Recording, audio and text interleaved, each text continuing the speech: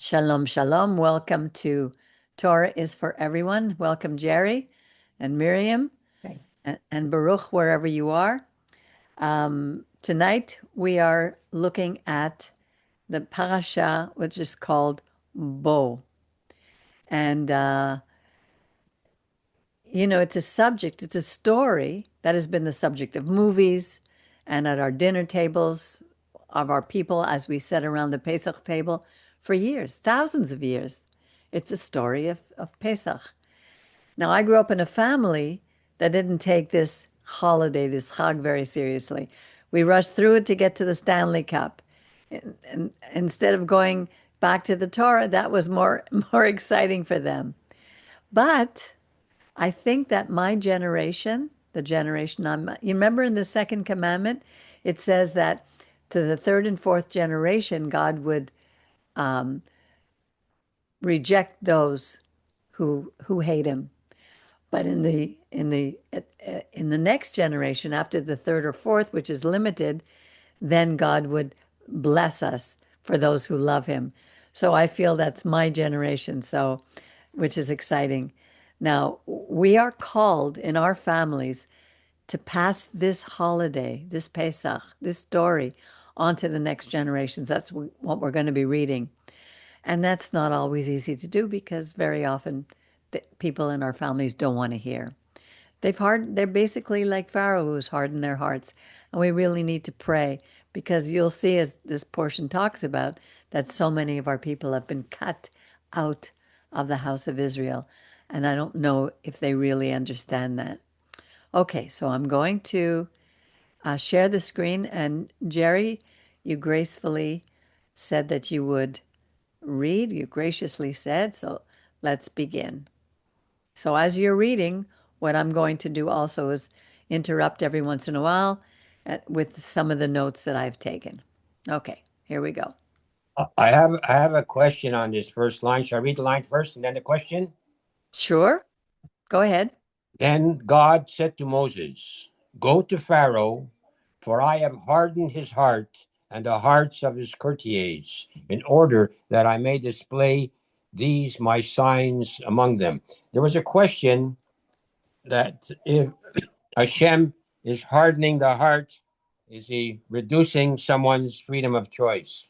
I'm not sure if you want to talk about that or not. What do you think?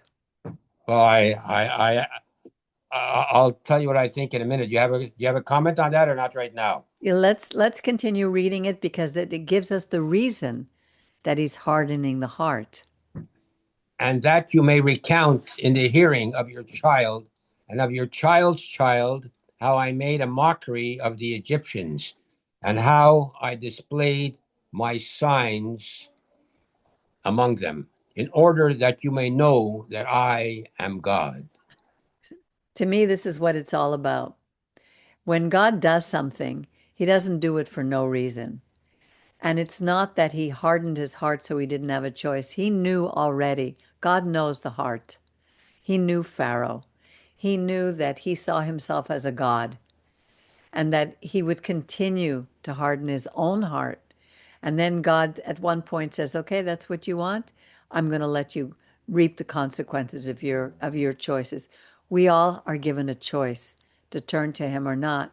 And and then at one point God says, "All these signs, in order that I may display these signs among the people of Pharaoh, and how I display my signs among them, and why, in order that you may know that I am God."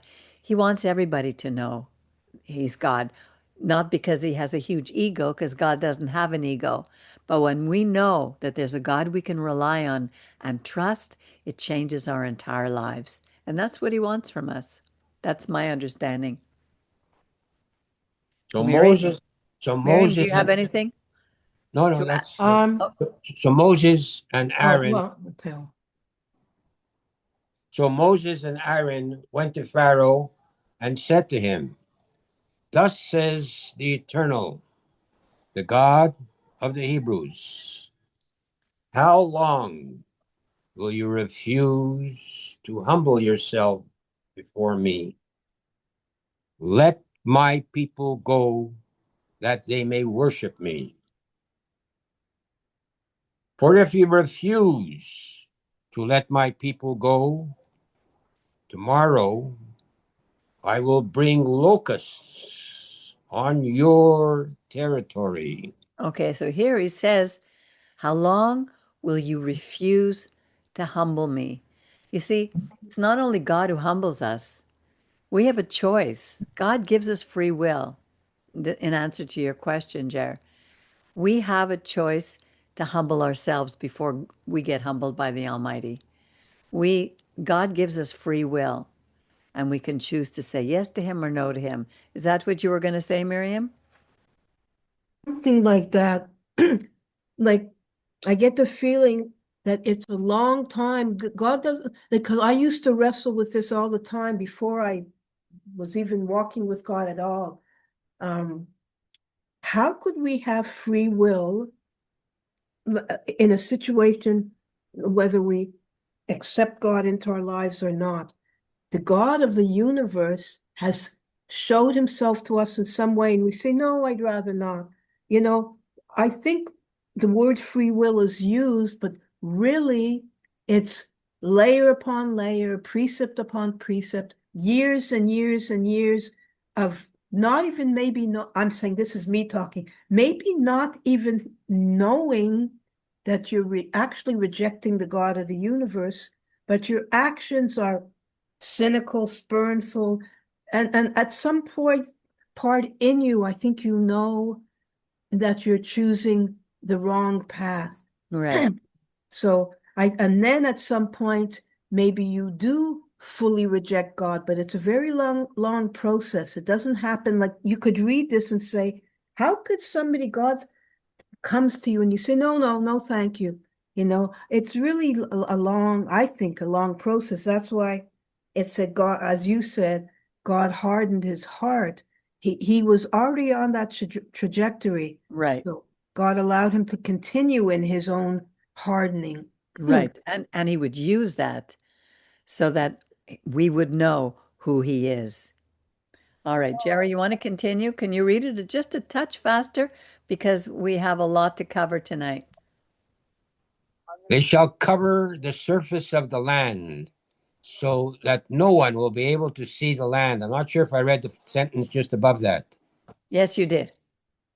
They shall devour the surviving remnant that was left to you after the hail, and they shall eat away all your trees that grow in the field. The they is the locusts that you read in the line before. Yeah, didn't remember that. Moreover, they shall fill your palaces and the houses of your courtiers, and all of the Egyptians as something that neither your fathers nor fathers' fathers have seen from the day they appeared on earth to this day. With that, he turned and left Pharaoh's presence. Pharaoh's courtiers said to him, how long will this one be a snare to us? Let those involved go to worship the eternal their God. Are you not yet aware that Egypt is lost? It's amazing, hey? They knew, their own people knew, and yet the Pharaoh still refused to see because So God. Moses and Aaron were brought back to Pharaoh, and he said to them, go worship the eternal your God. Who are the ones to go? Moses replied, we will all go. Regardless of our station, we will go with our sons and daughters, our flocks and herds. For me, you must observe God's festival. Okay, this here, I just want to stop for a minute. This festival here is called a Chag. That's where we get there's a difference between the Chag and the Moed, which I'll talk about a little later. But this is called God's Chag. And more than observe, it's the word, I don't know if he uses it here. Da, da, da. No, Zekrenu. Da, da, da, da, da, da. No, a little further on. Hag hu lanu. Okay, continue. But he said to them, God be with you, the same as I mean to let your dependents go with you. Clearly, you are bent on mischief. No, you gentlemen go and worship God, since that is what you want. And they were expelled from Pharaoh's presence. Then God said to Moses, hold out your arm over the land of Egypt for the locusts, that they may come upon the land of Egypt and eat all the grasses in the land, whatever the hail has left. So Moses held out his rod over the land of Egypt, and God drove an east wind over the land all that day and all that night. And when morning came, the east wind had brought the locusts. This is the same east wind that we're going to read about or hear about later when God parts the Sea of Reeds. That same east wind that he uses nature. Locusts invaded all the land of Egypt and settled within all the territory of Egypt in a thick mass. Never before had there been so many, nor will there ever be so many again. They hid all the land from view, and the land was darkened, and they ate up all the grasses of the field and all the fruit of the trees that the hail had left, so that nothing green was left of trees of grass of the field in all the land of Egypt. Imagine how destructive these little creatures were. I remember how my life was so destroyed, and I remember when God helped me to rebuild my life. And one of the prophets, Joel, said, "I will restore the years that the locust has eaten." And it was if the locust had eaten my life. I had been so destroyed, just like this. It's such a beautiful. beautiful line. I know. I love that. Pharaoh hurriedly summoned Moses and Aaron and said, I stand guilty before the eternal God and before you. Forgive my offense just this once and plead with the eternal your God at this death, but be removed from me. So here, remember last time we heard Pharaoh say the word for I stand guilty is chatati, like when we say chatat. It's I am guilty. And he repeats the words here again, but this time he takes it a step further and he said, forgive my offense, which is the second step in the formula when we want to do teshuvah. First, we acknowledge, he said, I stand guilty. Then we ask for forgiveness. But it's going to take a lot more than this, as we see. This is about teshuvah, and it's a long process. How can we relate to this? Christians say, just believe in Jesus and you're saved and you're changed, everything's forgiven. Not according to the Torah. To the Torah, it's a process. We have to acknowledge what we do wrong, we have to make it right, we have to ask for forgiveness, and we have to make compensation. This is very clear in the Torah. So he left Pharaoh's presence and pleaded with God. God caused a shift to a very strong west wind, which he lifted the locusts and hurled them into the Sea of Reeds. Not a single locust remained in all the territory of Egypt. But God stiffened Pharaoh's heart, and he would not let the Israelites go. Then God said to Moses, hold out your arm toward the sky, that there may be darkness upon the land of Egypt, a darkness that can be touched. Moses held his arm toward the sky, and thick darkness descended upon all the land of Egypt for 3 days. People could not see one another, and for 3 days no one could move about, but all the Israelites enjoyed light in their dwellings. Isn't that awesome? I mean, I can't even begin to imagine how dark this was. It could be felt. That's how thick it was. That's Incredible. terrifying. It is. When you Totally. can't, I remember at one point many years ago, for some reason, I don't know, maybe I didn't turn on, I don't know, something in my house. I don't know if there was a storm. I don't even remember, but I couldn't even see my hand. And it was scary because for a second or so, I thought, gee, did I go blind? It was very scary Yeah. because we always see something, even we don't, with some outline or something. Very That's scary. amazing. Wow. Pharaoh then summoned Moses and said, "Go, worship God. Only your flocks and your herds shall be left behind. Even your dependents may go with you." But Moses said, "You yourself must provide us with sacrifices and burnt offerings to offer up to the eternal our God. Our own livestock too shall go along with us. Not a hoof shall remain behind. For me, we must select from it for the worship of the eternal our God, and we shall not know with what we are to worship God until we arrive there." You know, I thought it's interesting. They're slaves. Now, when we think of slaves, you know, we think of the black slaves in the United States, you know, a couple hundred years ago, or less even. They owned nothing. But here we owned livestock. Did you notice that? Our own livestock shall go along with us. So I Yeah, thought, it's true. yeah, they own this livestock. I don't know what to say about it except that the slavery then is not the slavery now.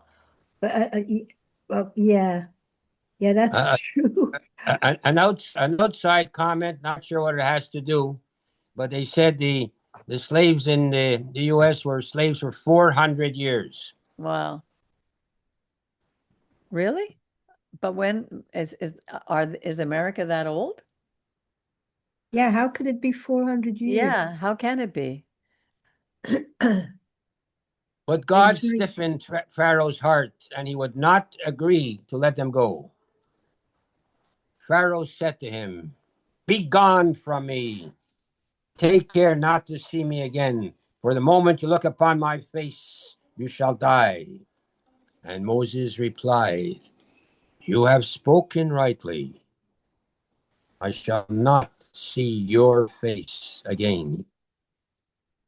And God said to Moses, "I will bring but one more plague upon Pharaoh and upon Egypt. After that, he shall let you go from here. Indeed, when he lets you go, he will drive you out of here, one and all. Tell the people to borrow, each man from his neighbor and each woman from hers, objects of silver and gold." Yeah, there is no borrow in the Hebrew. You know, Yeah, I was these, going to ask that. What does yeah, no, there, I read it through.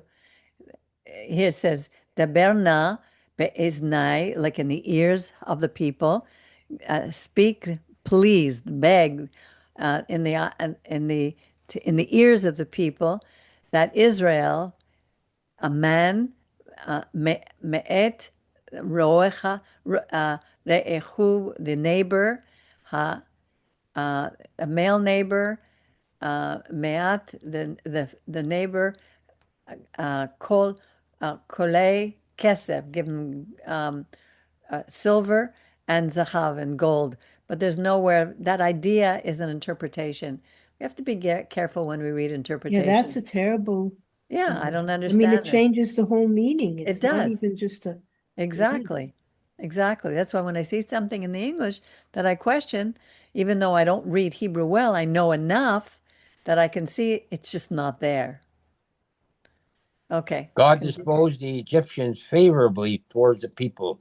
Moreover, Moses himself was much esteemed in the land of Egypt, among Pharaoh's courtiers and among the people. that could Moses really be said, brushed over fast. What? Like What are you look at talking it. about? God disposed the Egyptians favorably. Yeah. But I'm sure, when it says that, like Jerry, what you said before about free will, that I don't like maybe they were already kind of they're watching what's going on, so Yeah. they know something special about Moses and the people of Israel. Exactly. They weren't blind. They saw that. And it wasn't all the Egyptians, obviously, but God also told us long before that this is what was going to happen. So he knew their hearts. And, you know, when you see enough of the truth, when enough people see the truth, Moses was esteemed in the land of Egypt. Imagine. Yeah. Yeah. Moses said, "Thus says God, toward midnight I will go forth among the Egyptians, and every male firstborn in the land of Egypt shall die, from the firstborn of Pharaoh who sits on his throne to the firstborn of the slave woman who is behind the millstones, and all the firstborn of the cattle. This firstborn is the male, because we see the word here is kol bechor, and bechor we know is the firstborn male. So, and this is in consequence, the consequences of Pharaoh. Remember, measure for measure. Pharaoh had taken the firstborn males of the Israelites, and Moses was one of them who was supposed to die. And there shall be a cry, loud cry, in all the land of Egypt, such as has never been or will ever be again. Imagine. But not a dog shall snarl at any of the Israelites, at human or animal, in order that you may know that God makes a distinction between Egypt and Israel. God even rules over the animals, not a Exact, snarl. exactly. Yeah, they won't have any more enemies anymore. It's like an idiomatic expression. Not even the dogs will be upset. Yeah, no, Yeah, yeah, that's yeah. true. Then all these courtiers of yours shall come down to me and bow low to me, saying, Depart, you and all the people who follow you. After that, I will depart. And he left Pharaoh's presence in hot anger. Yeah. Now, God had said to Moses, Pharaoh will not heed you, in order that my marvels may be multiplied in the land of Egypt. Moses and Aaron had performed all these marvels before Pharaoh, but God had stiffened the heart of Pharaoh so that he would not let the Israelites go from his land. You're up. Miriam, do you want to read Okay, now? Okay. okay. Sorry.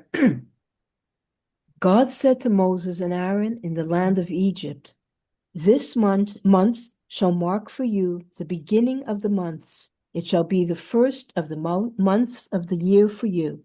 This is really, really important. Do you know why?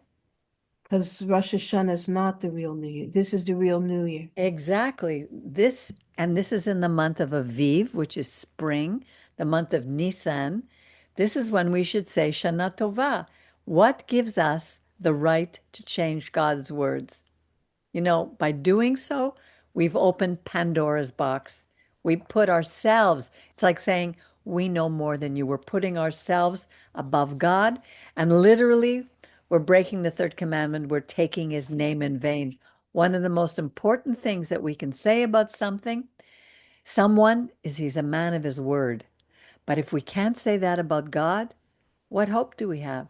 If we take away his words, and later in Deuteronomy, we're going to read, do not add, do not take away anything from my words. And that's what we're doing. This is brushed over by people. Right.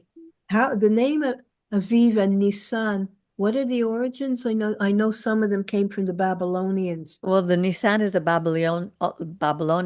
Aviv is the Hebrew for Okay. spring. Yeah. Right, okay.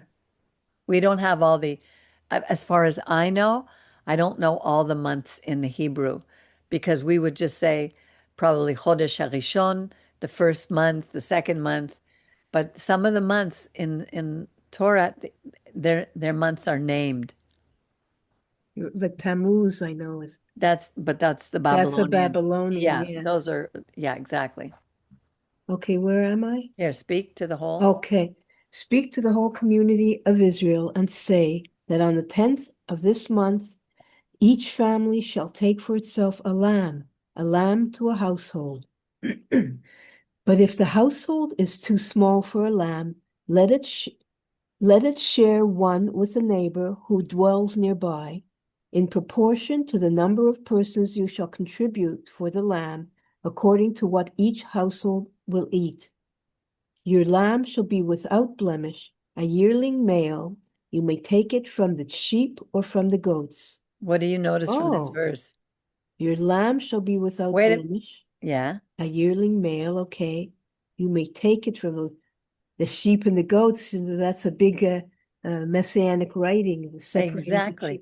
sheep and the goats. Yeah, Um, but not only that, what Christianity uses these verses to talk about the Lamb of God who takes away the sins of the world. okay, right. Why don't they say the goat of God? Yeah, it's true. Yeah, Um, yeah, why are they hung up on the sheep? Because because it starts off a lamb without blemish. That's almost a generic term. A lamb is really they're talking about a young male from either the sheep or the goats. right. But it's you use whatever you want to promote your agenda. And that's why they had to get rid of the Torah because a lot of what they teach would not stand. Right. Okay. You shall keep watch over it until the 14th day of this month, and all the assembled congregation of the Israelites shall slaughter it at twilight. You shall keep watch over it. Can you imagine? What does that mean? You sort of getting to know it. Remember when we talked about that? Yes. Like, Yeah. that's really hard. Yeah. As long as they don't name it. Sure, some of their kids did. They shall take some of the blood and put it on the two doorposts and the lintel of the houses in which they are to eat it. That's another thing that Christianity has taken to be the cross. Yeah, exactly. Except we don't eat him. But that's what they Yeah, did. yeah, They but made the they host. still take it. They made it into the host, like we're eating his body. Right. Or Yeah. they take it for the crucifixion, the Yeah, cross. exactly. Yeah. Yeah. I remember we that's what we were taught. They shall eat the flesh that same night. They shall eat it roasted over the fire with unleavened bread and with bitter herbs. Do not eat any of it raw or cooked in any way with water, but roasted, head, legs, and entrails over the fire. I mean, we didn't do that with Jesus's body. Well, That's yeah, why it's true. He that's what wasn't show roasted. how nonsense it is. They take little bits here and there, and it says that whoever he dies for are paying for their sin. This had nothing to do with sin. It had to do with obedience. The blood, whoever put the blood on, believed God and did it. Even the Egyptians who put blood on the door, their firstborn would have been saved. It had nothing to do with the people being sinless Right. or having their sins Or this was forgiven. not a type of salvation. This was almost more of a physical. It was a physical, they were being freed from slavery in Egypt. Right. Yeah. You shall not leave any of it over until morning. If any of it is left until morning, you shall burn it. This is how this is how you shall eat it. Your loins girded, your sandals on your feet, and your staff in your hand, and you shall eat it hurriedly. It is a Passover offering to God. See, even the Passover is it has another meaning. If you go to Pasach, one of the meanings, and it says it even here, if you take a look at it, one of the interpretations of Pasach is it is lame. It's not passed over. The word is lame. In other words, according to Uri ben Mordechai, God would, someone who is lame cannot move. So it was like God was outside the door, making it immovable. You could not move. The angel of death would not come in. It had nothing to do with passing over. It had to do with not being able to get through. So sorry, clarify. It's not being able to get through except by God's doing. If there was no blood on the door, then they would get through. The angel of death would kill the firstborn. If there was If there blood on, was no blood on the door. that's what I said. If there's No, I no thought blood you on the, said no, right. if there's Okay. no blood on the door, it couldn't get through. If the blood got through, if there was blood on the doorpost, there was that's it's as if the door was sealed. Right. and the angel of death could not come in. Okay. But that night I will go through the land of Egypt and strike down every male firstborn in the land of Egypt, both human and animal, and I will mete out punishments to all the gods of Egypt. That's Yeah. really important. Yeah, and the word here doesn't say punishment. It says shof uh shifta shiftaim. It's shofet is a judge. It's I will mete out, I will deliver judgment to all the gods of Egypt. He's judging them for what they did, for what they do, for who they are, for what they purport to be. It has nothing to do with God punishing us. It's a judgment. There's a difference in that. Right. And the blood on the houses where you are staying shall be a sign for you. When I see the blood, I will pass over. I will pass over you, so that no plague will destroy you when I strike the land of Egypt. God is always giving us signs. It's interesting that we are people always looking for signs. I know I did all my life and I still do. Like when we want to make a decision about something, sometimes we don't know what to do. We ask for a sign and God always gives it to us. This day shall be to you one of remembrance. You shall celebrate it as a festival to God throughout the ages. You shall celebrate it as an institution for all time. Okay, I want to just stop here for a moment because this made me think of certain things. One of the things about festival here, we would think that it would be the Moed. You remember the Moedim that Right. God gave us right in the beginning in Genesis? He had his appointed times. It's not a Moed, it's here, Chag. Now, the Egyptians and every pagan culture have Chags. These are festivals for their gods. But God uses these, remember we talked about how he uses what they already know and Right. he redirects. Right. So that's to me what the Chag is all about. And there's a difference between the Chag and the Moed.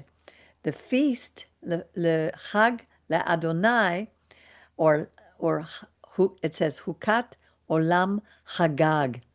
These are it says for all times. These will be uh, holidays for all times. But there was one thing that caught my eye. You know, there are words in Hebrew that are generic. They could be used either for the pagan or for God. Like remember we saw the word Cohen Or goyim. or Goim or because with Cohen means a priest. Potipharah was an Egyptian Cohen. Yitro was a priest of Midian. He was a Midian Cohen. The word kadosh can either be referred to the temple, the pagan temple priests or priestesses. Those were also kadesh and kadeshah. Hag, we have taken that to make it into a Jewish festival, but really it wasn't. It was a festival to their gods that God would now be using to redirect us to Him. Do you see? Okay, but okay, so it would become, wait a minute, yeah, this day you shall celebrate it as is a festival, but that's Pesach and he's talking about. Right. So it becomes like a chag because that's one of the chag moedim. No, no, not a chag. It becomes one of the moedim. But here he's using it in a general way, but it will. It's Hag Hamatzot. It's it doesn't say that it's an appointed time. We don't know from the beginning, from Genesis, which ones were the Moedim. They But those would be holy times that when God and Israel would meet, including Shabbat and some of the festivals, but not all were Chagim. But I mean, there were these what's it called? The pilgrimage festival Yeah, thing. the three pilgrimage festivals, these were all Chags, Chagim. There's a slight Oh, they difference. weren't Moedim. Weren't they Moedim? I don't know all of them, to tell you the Okay. truth, including Shabbat. And it could be that all the festivals were Moedim, but the word Chag was also used for pagan festivals that would Okay. be changed to Right. become, Okay. maybe that's how they would be changed to become Moedim. Yeah, that's what I was saying. Yeah. Yeah, okay. Interesting. 7 days shall you eat unleavened bread. On the very first day you shall remove leaven from your houses. For whoever eats leavened bread from the first day to the seventh day, that person shall be cut off from Israel. Okay, so here it talks about leavening. Now, the word for leaven is not the same as the leaven that when we're making bread. The word is chametz, and chametz could also be sour, like sourdough. So it's not the leaven that we know today. It's more like the sourdough bread that we know today. Yeah, that's interesting. Yeah, I don't know if it says chametz in this one or chametz in the next. I don't see chametz here. Yeah, here, chametz. It's not the same leavening that we use for when our bread rise. It's literally sourdough. So it's not like yeast. No, So it's not the yeast that we use today. I wonder, is there another name for yeast in Hebrew? You know what? I'd have to look that up. I don't know, but it Oh, isn't. I don't think it could be chametz also, but one of the words that chametz is translated as is sour. interesting. So Yeah. sourdough bread is certainly a no-no. Is- Well, it's okay for Pesach. Oh, I No, thought no, you no, said, it's true. It's not okay for Pesach. Whoever eats sourdough bread on Pesach, it is going to be cut off from Israel. Yeah. But even that, isn't it interesting? Whoever eats leavened bread from the first to the seventh day, that person shall be cut off from Israel. How many people do you think take that seriously? People very few. Yeah, there are Jews who say, "I'm going to eat bread on Pesach." They don't care. But here, God wasting his words? Or else they misinterpret, and anything that rises, even rice or whatever, they won't eat. Exactly. Okay. You shall celebrate a sacred occasion on the first day, and a sacred occasion on the seventh day. No work at all should be done on them. Only what every person is to eat, that alone may be prepared for you. So we see that this holiday is 7 days. Why have we made it into 8 days? Right. Yeah, this is again, we take it upon ourselves to change the word of God. That's why it's so important to read the Torah. And people always say, "Ah, what's the big deal? One extra day." He says, don't change anything. Because if you change one little thing, you're going to change something else. Yeah. You shall observe the feast of unleavened bread, for on this very day I brought your ranks out of the land of Egypt. You shall observe this day throughout the ages as an institution for all time. See, even the word observe to me, the word, if you go here, shamartem, shamor, guard, guard this. Do those sound the same to you? Observe and guard? Not really. No, Observe is much more passive. exactly. But God isn't saying that. Guard this. Why? Because this is when I want you to remember I brought you out of Egypt. And this is to be look what it says, Hukat Olam, forever. And a chok, remember what chok is? It's an ordination that we may not fully understand why we have to keep, but we have to keep it. The two Right, middle, an ordinance, yeah. exactly. Yeah. And okay, sorry, what was I gonna say? You want to go back? No, no, I'm just thinking of something. About hukat, Anyway, the I chok? can't, it's okay. Does it have to do with the Ten Commandments, the two middle ones? Is that what you're going to say? No, okay, you shall observe left. Okay, you shall guard this day throughout the ages, forever, as a chok, hukat olam. Okay. All right. In the first month, from the 14th day of the month at evening, you shall eat unleavened bread until the 21st day of the month at evening. No leaven shall be found in your houses for 7 days. For whoever eats what is leavened, that person, whether a stranger or a citizen of the country, shall be cut off from the community of Israel. Again, look what it says. A stranger, meaning beger. A ger is is a was a person who was not born from Abraham, Isaac, and Jacob, but who was decided to follow our God. They become what's called the ger who is among us, and the citizen, which is the native born Israelite. It doesn't say anything about a Noahide law, but it tells us whoever eats, whether a ger or a citizen, shall be cut off from the community of Israel. Whatever we do, they had to do. There's no different God, no different rules, one Torah for both. Right, like Ruth and Caleb, Caleb were, yeah. yeah. Obadiah, yeah. You shall eat nothing leavened in all your settlements. You shall eat unleavened bread. Moses then summoned all the elders of Israel and said to them, Go, pick out lambs for your families and slaughter the Passover offering. Take a bunch of hyssop, dip it in the blood that is in the basin, and apply some of the blood that is in the basin to the lintel and to the two doorposts. None of you shall go outside the door of your house until morning. For God, when going through to smite the Egyptians, will see the blood on the lintel and the two doorposts, and God will pass over the door and not let the destroyer enter and smite your home.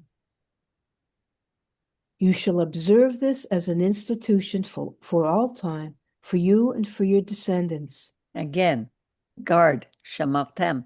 You shall guard this as a chok forever, and don't let, uh, don't, for us and our children and our children's children. And when you enter the land that God will give you, as promised, you shall observe this rite. Again, shmartem. And this rite is this service, avodah.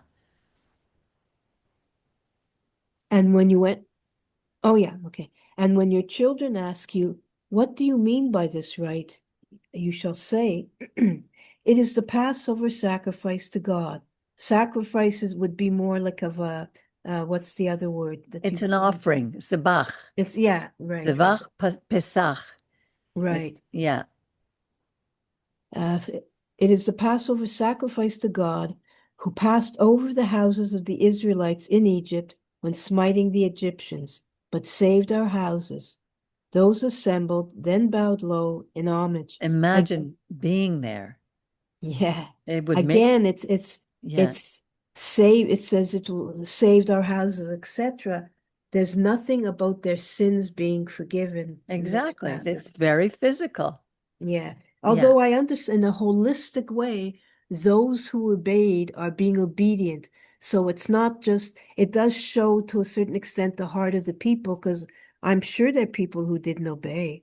I mean, we don't know for a fact, or do we? No, we don't know. I heard So, one rabbi say that 80% of the people didn't leave, which to me is absolute nonsense. well, where did he get? Okay. Yeah, where did he get it? They make I guess what I'm saying is that um, not necessarily every person listened. So, and it but we doesn't, don't know. we don't know. No. And the salvation that they're talking about in this case is not about forgiveness of sin, as you said No, it's before. saving their households, saving their generations, saving the people. And imagine how they felt. They bowed low in homage, yishtachaveh. You know, when you sometimes you just are so in awe of something that God just did. You know, it's just you're so humbled by it because there's Right. nothing that we can do.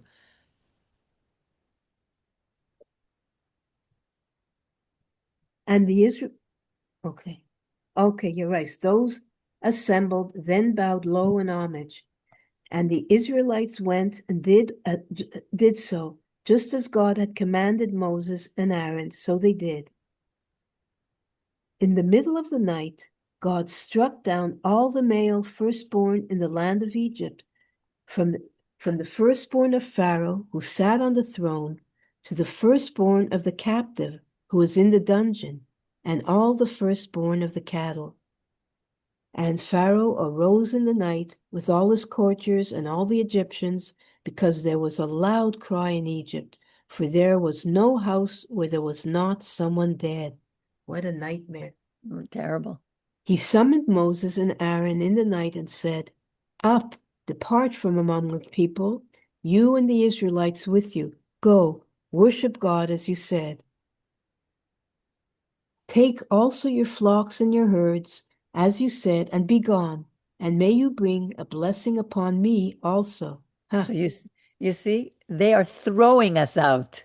right. We didn't leave. We were thrown out. And he's saying, May you bring a blessing upon me. Yeah, Amazing. and here it says the Egyptians urged the people on, impatient to have them leave the country, for they said, "We'll all be dead if you don't go." So the people took their dough before it was leavened, their kneading bowls wrapped in their cloaks upon their shoulders. The Israelites had done Moses' bidding and borrowed from the Egyptian objects of silver and gold and clothing, not Yeah. borrowed Well, again. it's ridiculous, board. What are they going to give it back? Yeah, and that's so just say took or were given or Yeah, whatever. exactly. And God had disposed the Egyptians favorably toward the people, and they let them have their request. Thus they stripped the Egyptians. So basically, they just handed over their stuff. They handed over this stuff. It was almost like payment for all the years of slavery. Right. The Israelites journeyed from Ramses to Sukkot, about 600,000 fighting men on foot, aside from non-combatants. So from this, we can get the idea if it's over a 500,000, just the fighting men. So Right. if you look at their families, their parents, their wives, their children, aside from those who didn't fight, imagine how many people there were. There could have been 3 million. Some say 6 million. A lot of people. Plus, here, moreover, A mixed multitude went up with them, and very much livestock, both flocks and herds. and the word for mixed multitude is Erev Rav, the mixed multitude. Mixed multitude. And those were the people, the Ger, those who were not native born Israelites. It could have been Pharaoh's daughter, Bitya, Yeah, daughter of God. right. It could have been some of the midwives. Now, I don't know if they were Hebrew midwives or they were Egyptian midwives to the Hebrews. We don't know, but there were other people who did. Remember, it said before that they saw that they knew the hail was coming, and those in Pharaoh's court who put their servants and their cattle inside the houses, those were saved because they Right. believed That's right. Moses. That's interesting. Yeah, who knows if some of them left. Yeah, exactly. I was wondering just back to the flocks before when it says um like the flocks that Israel had brought their own Yeah, very flocks. much livestock. But Remember, I'm wondering they because they came with Egyptian livestock. shepherds were frowned upon. Maybe they tended the Egyptian flocks also, or so, some if that's possible. They did. Remember, the Pharaoh told Joseph to take care of his flocks. Yeah, so I'm saying when it said bring some of your flocks as well, Yes. because they tended maybe all of them, so they brought their own. I don't know. Remember further up we read Yes. at the beginning. So, Yeah. Yeah. But it's amazing that they had flocks, herds when they left. So, right. our picture of them being destitute maybe was not so, they worked hard, yes, but it wasn't like a slavery like the others. Maybe that's, remember at where was it? Okay, I'll go back to it. We'll get back soon to the reading, but where was it that it said Israel wasn't, you're not to do something to the Egyptians because don't forget you, um, you were in their land. So I don't know what that context was. I don't remember. Yeah, because you were slaves in Egypt. Yeah, Yeah, I something. don't remember right now. Yeah, okay. Yeah. And they baked unleavened cakes of the dough that they had taken out of Egypt, for it was not leavened, since they had been driven out of Egypt and could not delay, nor had they prepared any provisions for themselves. The length of time that the Israelites lived in Egypt was 430 years. At the end of the 430 years, to the very day, all the ranks of God departed from the land of Egypt. Now, I went to look this up because it looks here that those who lived in Egypt, they were there for 430 years, but there are two opinions. One, according to the Masoretic texts, reads that it says if one harmonizes Exodus 12 with Genesis 15 and Galatians 3 and also gives weight to the Septuagint, then 430 years is best understood as the full span from Abraham's promise when he had the vision of the Exodus, that was at the Brit HaBetarim, with a shorter actual stay in Egypt. So it would be 25 years from Abraham's call, when he finally heard God's call, to Isaac's birth, 60 years from Isaac's birth to Jacob's birth, 130 years from Jacob's birth to going down to Egypt, and then 215 years from Jacob's coming down to the coming down to Egypt to the Exodus. That makes 413. So according to this, they were 215 years in Egypt. That's how they figured it out. Some Masoretic texts strictly say no, they were there the whole 430 years. I personally don't know. I Yeah, tend to believe the second part.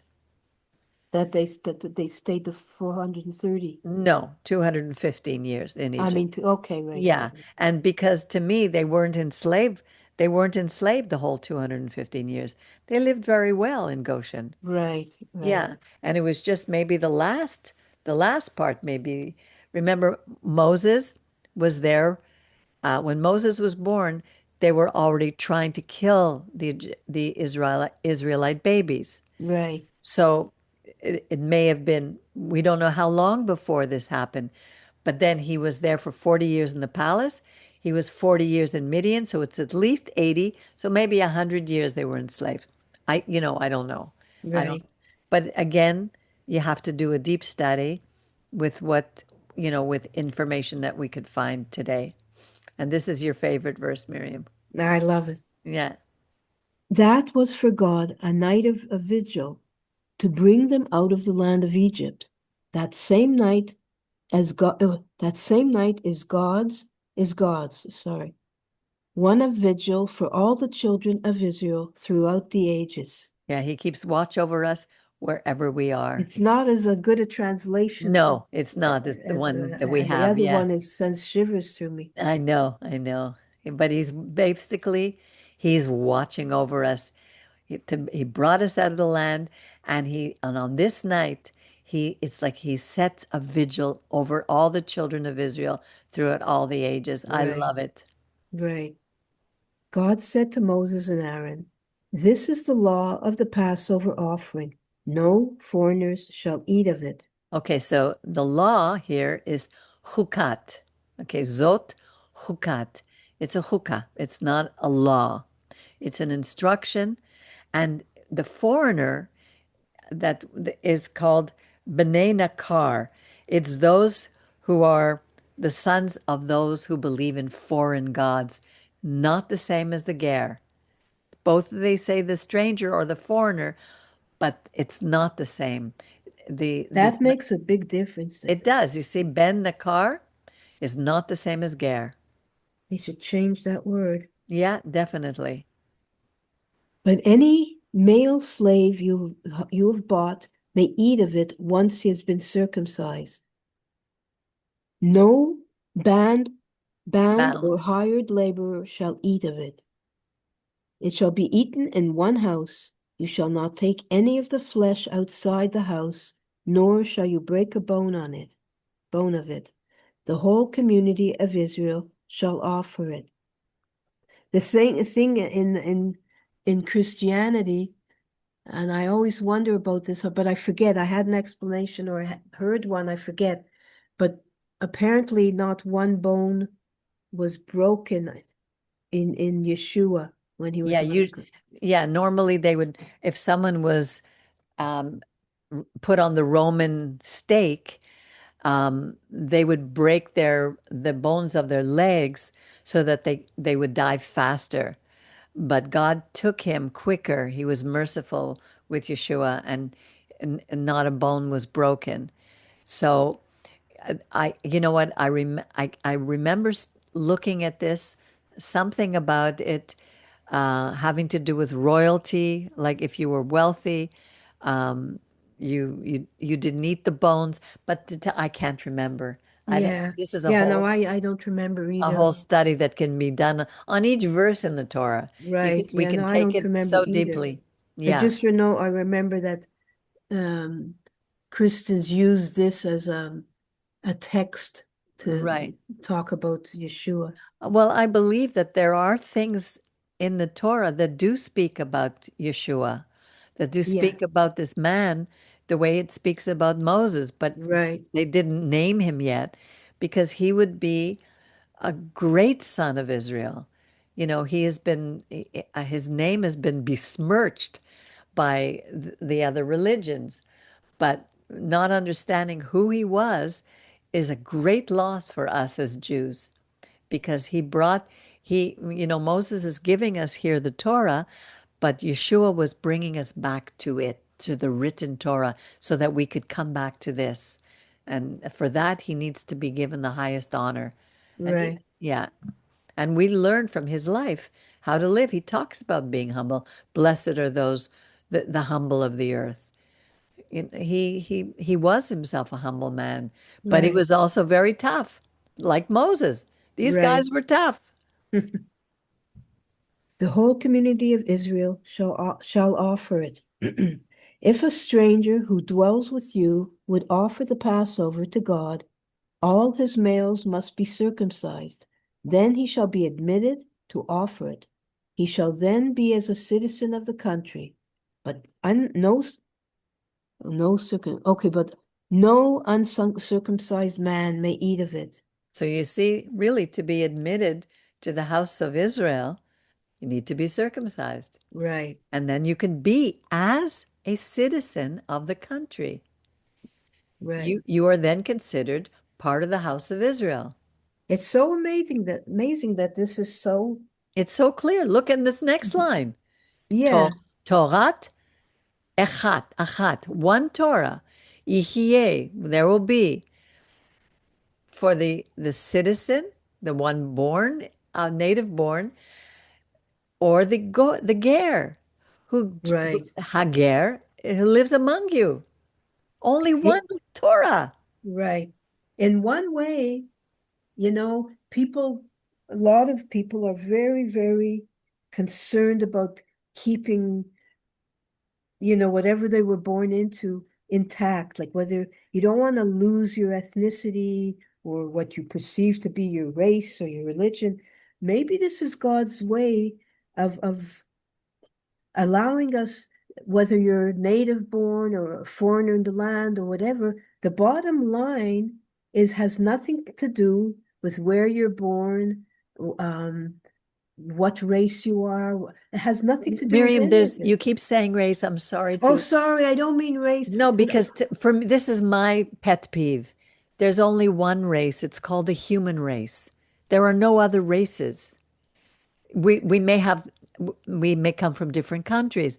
We may have different cultures, but there's only one race. There's only one Well, why I people. say that is Yeah, because, you know, because the there, world says it. well, I guess the world says it, but I'm saying, um, not being so clear as to your origins. Like we don't know as Ashkenazi Jews, what blood is really, we've been scattered and all over the place, and a lot of Exactly. us come from the East European countries, and was a lot of intermarriage at different points. Right. So, like you remember Saul, a classical Ashkenazi Jewish man, had his name is Swedish. Yeah, but there's basically these are people who have picked up customs from the cultures in which we lived everywhere we went. Spanish Jews have different customs from Jews who lived in Morocco, Jews who live in France. We all have different, we've picked these things up. But basically, there are only two types of people in the world. Those who want to follow God, who believe in the God of Israel, the God of the universe, and those who don't. No, but Peggy, that's exactly what I'm making a point. That's my Exactly. point. Yes. So if God wanted us to maintain and really understand exactly, like if he wanted us to know, okay, according to rabbinic Judaism, so and so isn't Jewish, or this one is Jewish, that one Right. isn't Jewish. If God wanted us to maintain that, he would have, it would have been clearer to us. Maybe the whole point is to say that the only, like you say, there are only people who follow God and those who don't. Period. That's it. But that's quite a revolutionary idea. What do you think Yeshua was tortured for?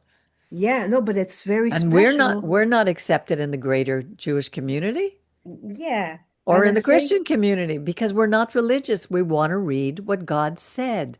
exactly. But Yeah, that's a very, very, very, very important point. it You is. know, that the fact that God allowed it, because we're always looking either for the 10 lost tribes or listen, that would, these things are interesting, not to discourage it, but we're always searching for that. We're always, but really in the important, um, important things in life are not those things. Those are not crucial to our walk with God. So we can Exactly. look for those things, and it's very interesting. But Yeah. as you say, there's those who follow the only God of the whole universe and those who don't. The bottom line is, do we want to please man or do we want to please God? Religion is big business. It's a big business, just like every other system on this planet. Right. I'm not interested in the world's systems. I'm interested in God's system. Like people are not talking to each other now because one is a liberal, one is a leftist, one is a rightist, one is a Democrat, the other one is this. It's Everybody's very fighting. scary. It's ridiculous. But when you start to get involved in that, then you roll around in the mud because it's all muddy. Right. So, but what is God saying? That's what my desire is for people to come back to what God is saying. This is the only thing that's going to help us change this world is when we come back to the basic principles of the Torah. Right. Okay, let's continue. There shall be, oh, did I read that? There shall be one law for the citizen and for the stranger who dwells among you. Okay. Yeah. And all the Israelites did so, as God had commanded Moses and Aaron, so they did. That very day, God freed the Israelites from the land of Egypt, troop by troop. Imagine. It's I like could see why the directors make movies out of these. oh, it's amazing. Yeah, it's movie worthy, that's for sure. God spoke further to Moses, saying, consecrate to me every male firstborn, human and animal. The first male issue of every womb among the Israelites is mine. As every firstborn male baby was first ordered killed by Pharaoh, then by God of the Egyptian male firstborn of every level of society, even animals were now set apart for God. every firstborn male, the Bechor. So at one hand, Pharaoh ordered all the firstborns to be killed, and now God is going to take back every male firstborn. And Moses said to the people, remember this day on which you went free from Egypt, the house of bondage, how God freed you from it with a mighty hand. No leavened bread shall be eaten. You go free on this day in the month of Abib. Aviv, Aviv. Abib, See? Aviv? Aviv. Aviv, okay. Yeah, so this is the Hebrew month of Aviv, which really means spring. It's not in September, wasn't in the fall, it's in the spring. Of course, if you Right. live in the South, in South America, then it'll be in the spring. You know, Yay, I'm the spring baby you're a too. spring baby. But so that's the day you were set free. You were That's it. exactly, you set your whole family free the day you were born.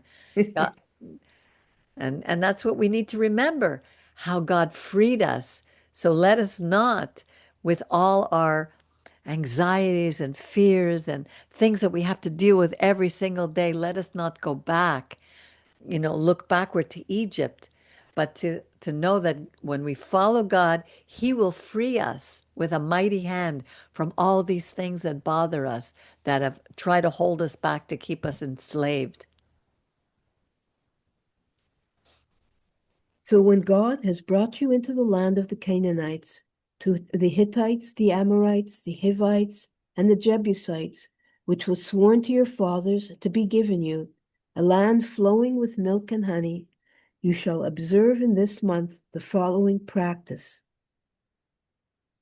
7 days shall you eat unleavened bread, and on the seventh day there shall be a festival of God. 7 days, not 8 days, 7 days. Right. Throughout the 7 days, unleavened bread shall be eaten. No leavened bread shall be found with you, and no leaven shall be found in all your territory.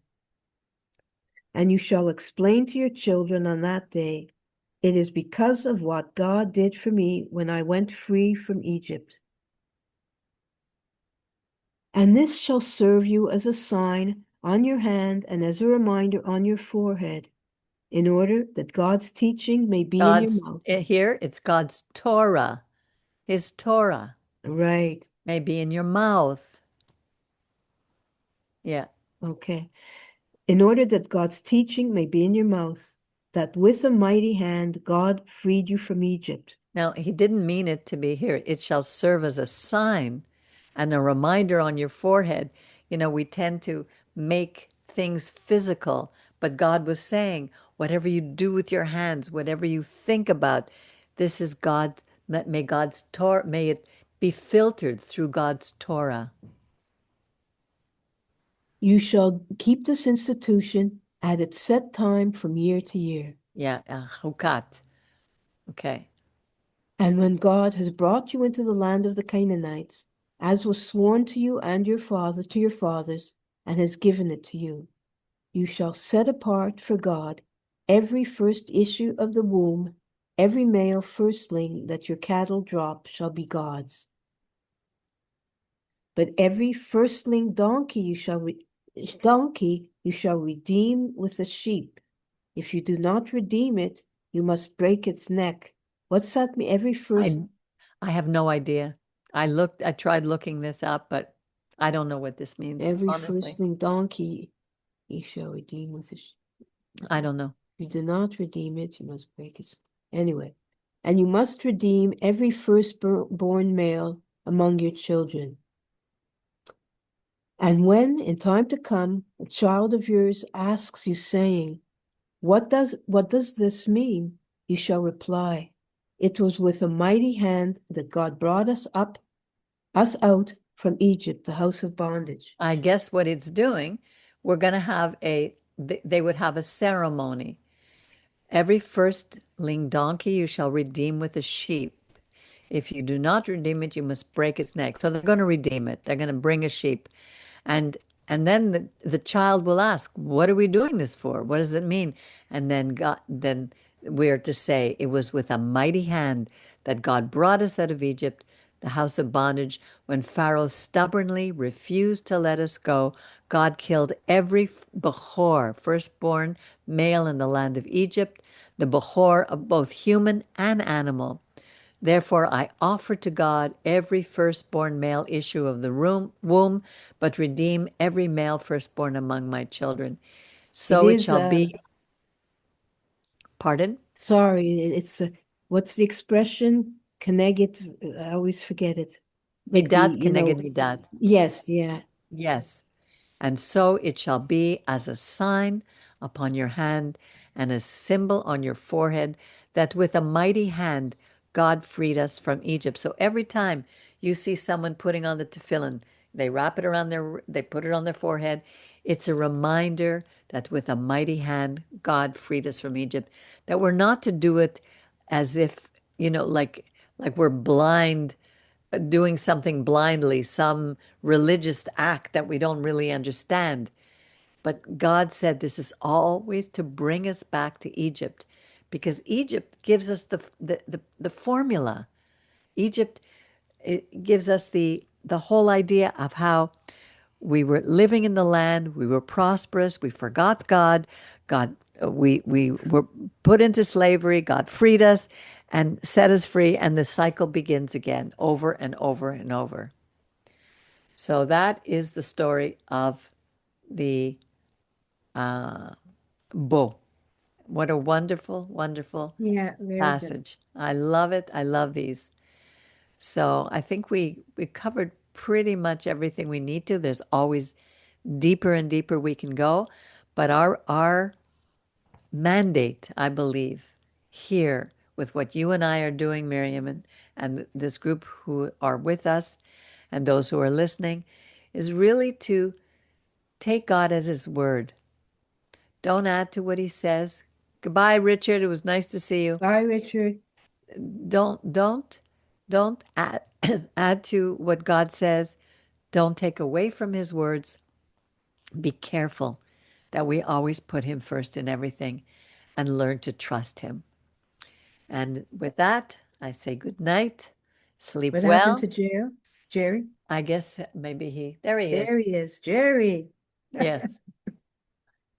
All right. So I just want to say good night, Jerry, unless you have anything you want to add. Yeah, but have a good week. Have a good week, the rest of the week, and a Shabbat Shalom. Right. Believe it or not, it's already the middle of the week, Midwoch.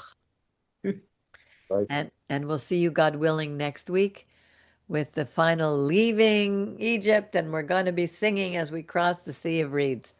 All right. Good night, Thank everybody. you. Good God night. bless you all. Have a wonderful, wonderful evening. Thank you. You're welcome.